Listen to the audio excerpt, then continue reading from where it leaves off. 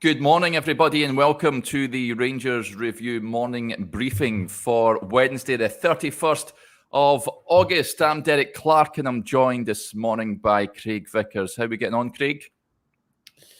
Yeah, I'm good. Was at that game last night, so looking forward to analysing what was a very interesting 90 minutes. Yeah, I think the big thing is Rangers are through to the next round. I think that's it.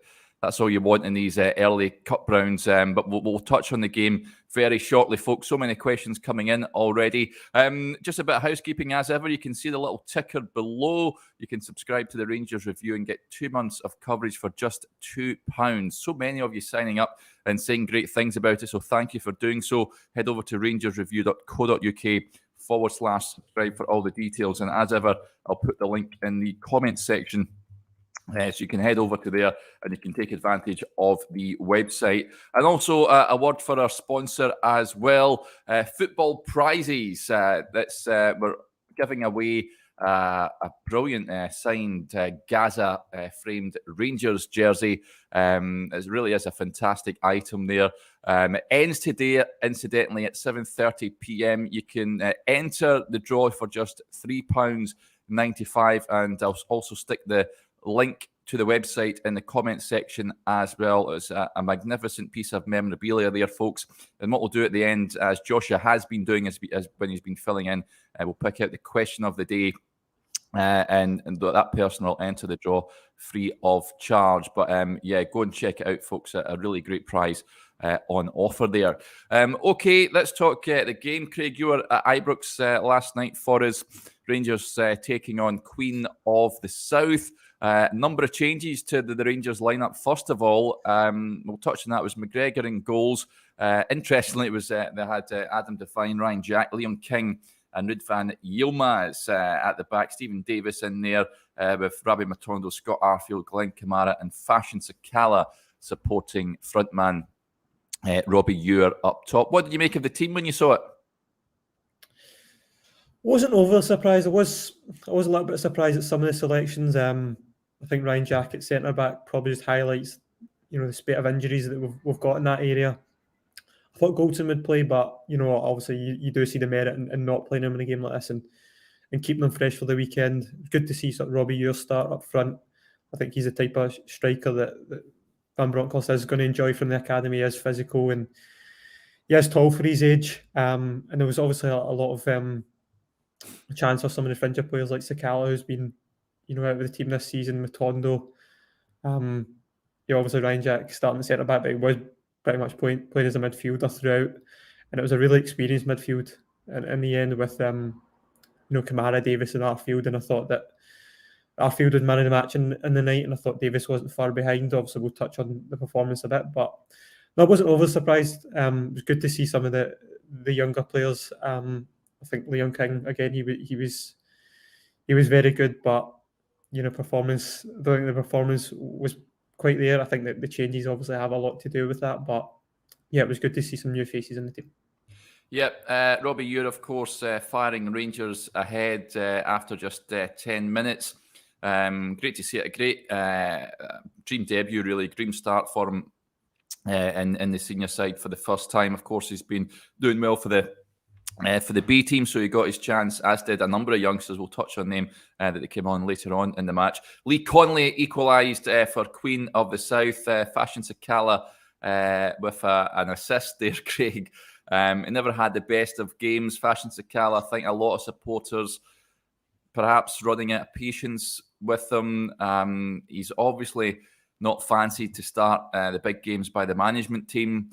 Didn't do himself any favours really last night, did he? Can you see him having a long-term future at the club? Nah, he didn't do himself any favours, and I thought he started bright from an attacking perspective. You could see his pace, and obviously against a team like the Queen of the South that aren't used to facing players with that sort of raw pace and sort of strength that Sakala has, you could see that he was bright in the early exchanges, and he obviously played a part for Robbie Ewer's goal in terms of latching onto a loose ball and then squaring it across. But I think just the way that he gave the ball away for Queen of the South just sort of sums up why he isn't Van Bronckhorst's favourite. He isn't a player that Van Bronckhorst can control what he does. defensively he can switch off again. That's what we've seen. He is so off the cuff and he is so sort of chaotic in what he does. And I think for the first time last night, you saw his confidence sort of dip, because in the second half, he just wasn't in the game at all. He wasn't affecting it. He wasn't taking the ball. I think there was maybe one instance where he sort of ran at his marker and laid off to Yilmaz for a cutback. But I think the second half, you've seen that his involvement for the Queen's goal did affect him. I think that's the first time that we've seen it, because I don't think Sakala's ever lacked for confidence. I think his qualities sometimes being questioned, or a lot of times being questioned, but I think for the first time last night we saw that, his sort of self-belief sort of took a dip. And it is interesting where it leaves him now, because he hasn't played in the league at all this season.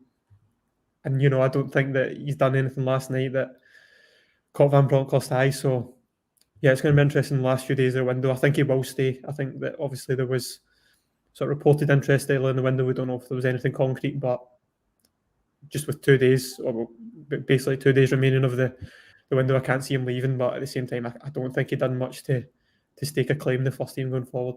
Yeah, there is teams that have been interested in him throughout the course of the summer, folks, but as yet no official bid has been made for Fashion Sakala. But Rangers quite happy to have him as a squad option, Craig, but you're struggling to see where he plays at any point. I know he came on away to PSV to sort of run down the clock a little bit, but for his own sake, I think he's a player that is at an age where he has to be playing games, and he's obviously not going to get that at Rangers. You just wonder, with the window closing tomorrow, how would you say there's the possibility he could be one of the players heading out the door? Potentially, but I think that maybe that boat sailed a little bit in terms of, if he was going to get moved on. I think me and Josh were sort of speaking about this yesterday in terms of, obviously there hasn't been, a concrete approach for Sakala, but obviously it is strange that he hasn't played at all. And I think he said a couple of weeks ago that he was having a sit down with Van Bronckhorst and he wanted to know where he stood in the squad. And obviously we don't know, not obviously privy to his conversation, but judging by his lack of minutes, I don't think the conversation went well. So it's strange that maybe Van Bronckhorst has told him, look, you're not my type of player, but at the same time that he isn't leaving, because at the end of the day, Rangers got him for nothing, so it's not as if they're taking a huge hit on him. As you say, maybe clubs are reluctant to take a punt on him, and at the end of the day, you're obviously just subject to interest. If nobody wants him, then Rangers can't sell him. But at the same time, I can't see, even looking back to last season, we've touched on it in terms of his goals per 90 and the impact he had towards the end of last season, especially in these domestic home games where you have teams pinned into the final third, and it's literally just about finding a way through, finding that cutting edge. And I think Sakala provided that last season. But, as I say, last night, I think for the first time you've seen that his self-belief just went. And I think when that does, that's the one thing he's always had going for him. But I think when that does, then it's going to be a long way back for him. Yeah. Is there any fault? I've seen some comments saying that McGregor was maybe caught flat-footed or not in a great position for the Queen of the South goal. What's your thinking behind that, Craig? Yeah, I think he was caught a bit flat-footed. It was weird because when you look at it, you don't expect Sakala to give the ball away in that position, and you don't expect him to give it away in the Queen of the South player can just run onto it and hit it first time. So, no, I don't think the fault lies with McGregor. I think the fault lies in the fact that Rangers turned the ball over in their own final third. And to be fair, it was a really good finish. So, I don't think you can be pointing the fingers at the goalkeeper. Maybe if he takes a step back by a yard, then he probably is able to tip it over the bar. But I don't think you can sort of legislate for where Sakala lost the ball in the field. Yeah. Okay. So many comments coming in, folks. We'll try and get to loads more. Scott Arfield, of course, putting Rangers back in front on 24 minutes. But great finish from him. But the piece of skill from Ridvan Yilmaz, who was back in the side, Craig, last night. Great to see him. Hopefully that he's getting up to speed and getting used to his teammates, and not only that, but living in a new country and what have you. I'm really excited at seeing more of this boy, and that goal was just it was sensational to watch. What a bit of skill that was. Yeah, and I think Yilmaz probably rivaled Arfield for man of the match last night. I think Davis as well, as I touched on. I thought he played well, but think you can see his quality, and I understand the argument that, you know, he's a £3.5 million player playing against League One opponents. You know, he's expected to shine, but I think you can see he's getting sharper. I think you can see that his confidence is growing. I think that's one thing that obviously in his debut against Kilmarnock he probably lacked a bit, and as a result, Van Bronckhorst has obviously been reluctant to throw him back in, but I think he's seen his quality, especially for the goal. But even just moving inside, you know, his technical capacity, his ability to take the ball, his acceleration over 5 yards, I think is exceptional. We could see there was a couple of times where he was making the runs and nobody was spotting him. So it's just about obviously getting used to him. But I think you can see that what he brings compared to Barisic, I think Barisic is obviously, his form's improved the last couple of weeks, and we need to take note of that. But Yilmaz does give you that ability for the fullbacks to go inside, and then, you know, the winger to hug the touchline, and you saw that perfectly for the second goal in terms of Sakalas playing the ball down the inside, and then Yilmaz is able to square it across. So yeah, I thought he was good, and, you know, hopefully going forward now that these domestic games against, you know, the likes of St Johnstone and Ross County, that we haven't seen Yilmaz, that Van Bronckhorst does now trust him to throw it in, because I think you can see his quality. I never thought that was in doubt, to be honest. I think it was just getting up to speed, and as me and Josh touched on yesterday, you know, it's obviously difficult for a 21-year-old, I think, like a 21-year-old that doesn't speak English to go to another country, and, you know, there's nobody in the squad really that speaks his language. So yeah, I think he'll be a terrific player going forward, and I think it was good to see him, you know, show what he does last night, which is good. Yeah, I'm excited to see more of him. Scott Arfield added Rangers third, but they were made to wait for it, Craig. The 86th minute he scored. Good work this time. Charlie McCann deserves a lot of credit. A lovely little back heel. He was one of a number of young players who came on in that second half for Rangers. It was a bit of a slog at times, we've got to admit, but it was great to see the likes of McCann coming on. Zach Lovelace came on as well for a period of time. Young Archie Stevens and the young lad Inesio, is that how you pronounce it? Came on also. So great to see these young lads getting an opportunity in the first team. I think Giovanni Van Bronckhorst is certainly one that isn't afraid to pitch these young boys in, and it looks like the academy is doing a lot of good work there. There's a lot of great young lads coming through the B team. In terms of Adam Devine, how did he get on? Big things expected of him, of course. We've seen Maciej Sikowski head over back to Poland. Rangers now well covered in that right back slot, and Adam Devine coming in for James Tavernier last night. How do you think he got on? I thought in the first half he played pretty well. As I say, you know, there was that dynamic where the fullbacks were underlapping, and Matondo, Sakala were sort of hugging the touchline, and I thought you saw that on the left side for the goal, but you even saw it on the right side with Devine and Matondo for a couple of moments where I think Devine had a couple of crosses maybe inside the first 20 minutes. I thought in the second half he faded a little. There was a little nice moment when Charlie McCann came on where McCann fed the ball sort of down the inside of Queen of the South's left back, and Devine got onto it. But no, I thought it was good. I think you can see the Devine. I think you can see the obvious parallels with Patterson in terms of his attributes. You know, he's very good at just taking the ball and running, and he's very strong on the ball. He's good at dribbling. He's good at receiving the ball.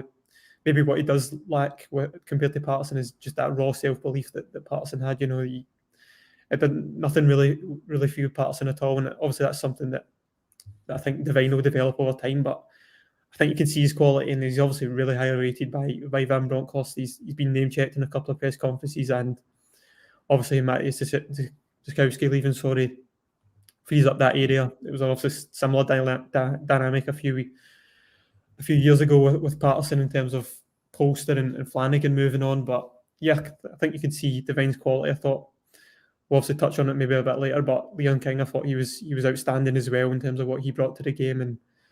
But yeah, there was a couple of really good performances. Good to see McCann on as well. I thought he was really good in his cameo. Obviously, hindsight's 2020, but I think a few Rangers fans would have loved to see him start from the off. But yeah, there's a lot of positives in terms of the individual performances from the youngsters. Yeah, there's a few comments coming in about McCann here, Craig. We'll touch on a few of them. Let's see that where was it down here? RFC 56 says he'd loan McCann out for this season. I would personally like to see him getting more game time in the first team. However, I'm not quite sure he's going to get more than double figures. Even that's probably unlikely if you're thinking he's only going to really get cup games and perhaps cameos late on in matches. Tech Walking Dave gets in touch, agreed, give McCann a loan. He'd fit in nicely to a team like Motherwell, Kelly, etc. Again, good experience. Would you be inclined to send him out on loan to another SPFL club? Yeah. I think the thing with Charlie McCann that sometimes people forget is he's 20 years old, so it's obviously not hugely developed, but he is a sort of fair age in terms of he needs minutes now. He can't afford to be, as you say, coming on for the last 20 minutes in these cup games, and he has so much competition ahead of him in terms of Davis and Lundstrom, Jack, Kamara.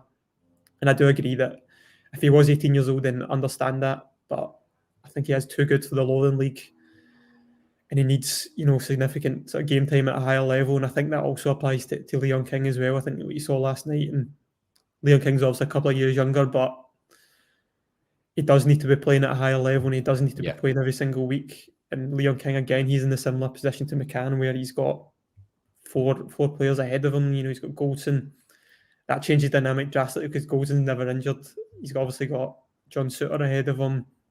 He's got Ben Davis. He's got James Sands now. So, yeah, these players do need to go out, and obviously these next few days will be crucial in terms of, I think clubs will probably test the water in terms of a couple of these youngsters and go again to Rangers. Look, can we take them? Because these clubs, they can never have too many players. Maybe the dynamics slightly different in terms of the last couple of years. COVID's sort of been a thing where clubs have had to bulk out their squads with a couple more players just in case there has been COVID call-offs. But I do agree that at the very least, I would like to see these players playing in the Championship. If you can get them to Scottish Premiership level, like Lewis Mayo, obviously, who's now at Kilmarnock, but he obviously, had a season with Partick last season. If you can get these players to Championship at Premier level, I think that's better than having them in the Lowland League and having them come on in the last 10 minutes or whatever, because there is so much competition for places in the Premiership. So, yeah, hopefully we do see that. Yeah, Nick McLaren makes that an interesting point, one I never thought of, and I'm not quite sure I go along with this. Says Craig, can you see Ridvan moving to centre-back as Bassey did? Totally different physicalities. It doesn't look like a centre-back to me. Would you go along with that? Nah, I think he's a prototypical full-back. Yeah. In terms of what he does. I think when we scouted him for Besiktas, you could see that he loves hugging the touchline. He loves moving inside. He loves going down the outside. And I think everyone can see that he's not the tallest player. And I don't think Bassey is obviously the tallest player, but physically Bassey was just on a different level. And I think that's something we'll see going forward in terms of Yilmaz. I think his strength will develop. I think you've seen with the number of signings that Rangers have made recently, and within a couple of months, that the sort of bulked out was really skinny, and now he's a lot bigger. And I think we'll see that. But I think we'll see Yilmaz. I think he'll stay at left back. I don't think he's got a sort of similar trajectory to Bassey. Hopefully, he has a similar trajectory in terms of his performance levels, and Rangers can eventually get a really good fee for him. But I think he'll be. I think we're all excited really to see him at full back going forward, because he does possess just so much quality and so much technical ability. So yeah. Curry Muncher gets in touch. He says, I tried that Yilmaz skill this morning, put my back out. It was absolutely sublime last night. More of that, Ridvan, please. Let's talk. Matondo's been coming in for a bit of criticism, Craig. David Penny actually makes a point. He says he's not convinced with King. Matondo looks an average player. McCann is a man. Matondo, like Sakala, given a chance last night to show what he can do. He did shine in pre-season. He did get everyone excited. I remember going to Belgium, speaking to fans out there, and they couldn't wait to see him in action against Union. However, he's sort of struggled since then. I don't know if it's a confidence issue or he's just struggling with the style of play or what have you. But Matondo, for you, what's going wrong for him just now? I think we need to remember with Matondo is that when he was signed, he played extensively on the left for Cercle Bruges, and he's also playing on the right, and it's a completely different dynamic in terms of, if you look at where he created his most chances and most goals last season for Cercle Bruges, it was coming in off the left-hand side and shooting or passing. He was playing that sort of inverted role. switch him to the right side, and obviously he's not the strongest on his left foot, so it changes the dynamic completely in terms of he can mostly really only go down the outside, and I don't think that's where his strength shines. He's not the strongest player, so if he is going down the outside, it needs to be with a great amount of space, and I think that's where sort of him and Scott Wright differ in terms of Scott Wright's really good at going down the inside, but not as good as coming in from the outside, coming in the inside. Sorry, so. Yeah, I thought he did struggle last night, and I think he has generally struggled when he has played on the right. I think you saw that again in Belgium for the 2-0 defeat, and there's obviously that game was slightly different in terms of the role he was playing, and Rangers couldn't really access him and get him in behind. But I think the dynamic is just completely different. I think he is still trying to sort of acclimatise to that, and I think the issue sort of circled back and again in terms of Rangers. We all knew that they needed a right winger, and everyone thought that a left-footed right winger was coming in terms of an inverted winger who could come inside and shoot and create, and that sort of Skov-Olsen role that people were sort of eyeing up. But again, this is what we've got in terms of maybe the last few days, and if there's any movement in that position. But I think the dynamic is just so different from Matondo in terms of what he produced last season on the left and now going to the right. I just don't think he's best suited to that position.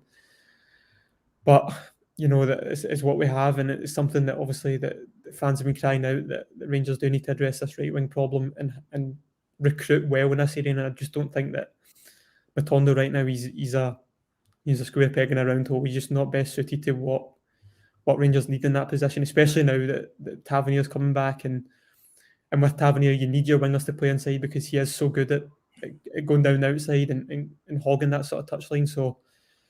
Yeah, it'll be interesting to see going forward. I think he'll obviously develop as the season goes on, but I think all Rangers fans are in agreement that they'd rather see a sort of permanent solution for that right wing problem. Yeah, and Magic Man 147 sort of tends to agree with you. Craig says, no way we win in the league if we don't upgrade the right wing position. It's criminal we're still talking about this after all these years. I've sort of touched on this before where I think, I know he had his flaws, but Rangers haven't really sorted that position out since Daniel Candace left for me. And it is an area of the pitch, Craig, I think that needs strengthened before the window closes. Do you think it's the league is on the line if they don't get someone in there? Scott Wright, of course, has played there at times. I know he sort of splits opinion amongst supporters, but Rangers really need to add another player in that position, don't they?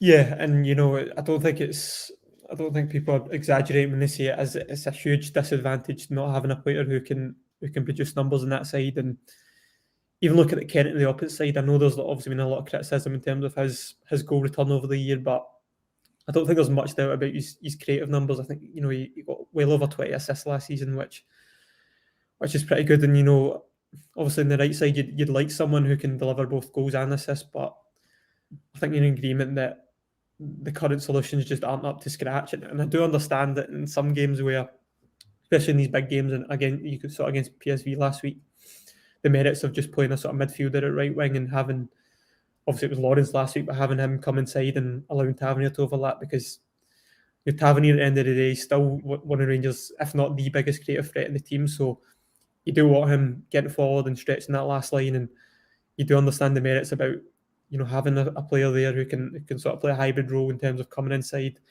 But I think that obviously the two options that Rangers have, Wright, Sakala, just aren't up to scratch to play that role. But I think you can see in domestic games that playing with two wingers, I think you can see sometimes the merits in that. And I think you even saw that last season sometimes in terms of what Wright produced.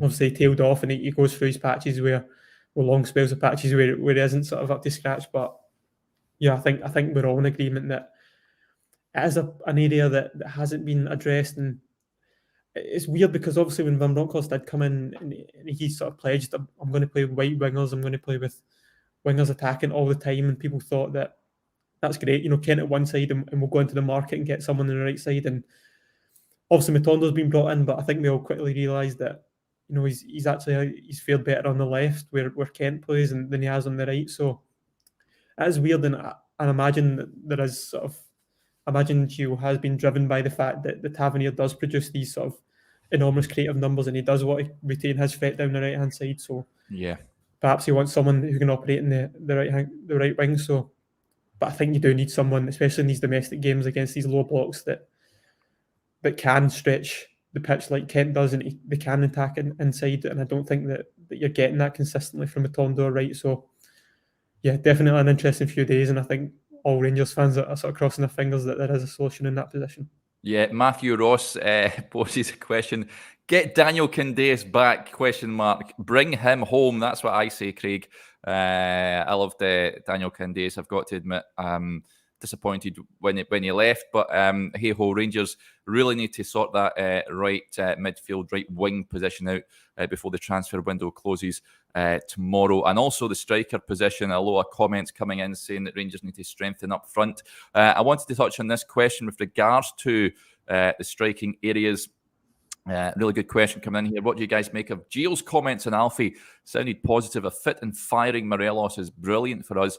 Contract extension or not, be a big player for us if he sorts his attitude. Yeah, what do you make of that Van Bronckhorst comments last night, Craig? It certainly seems like Alfredo has knuckled down and is looking to fight his way back into the reckoning. Yeah, Van Bronckhorst was really positive about it. And basically said, look, we've had a chat.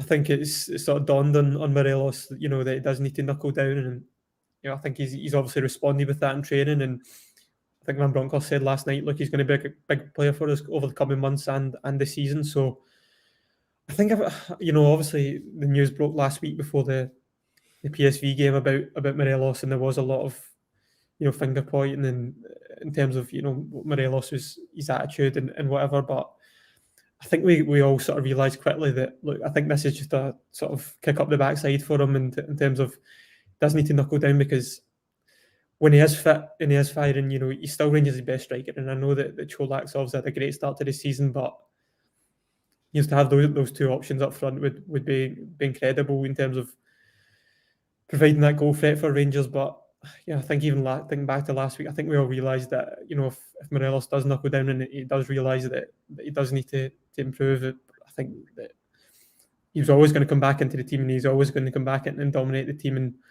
hopefully we see that over the coming months, because I think Gio was really optimistic about the chat he had with Morelos, and I think you even saw that with his social media activity, especially after we qualified last week. So yeah, I think as Van Bronckhorst said, I think he'll be a huge player going forward, and it's just getting him back on the pitch and getting minutes on his legs and getting him back in front of goal and scoring. That's also the next level. So yeah, it's really looking forward to that.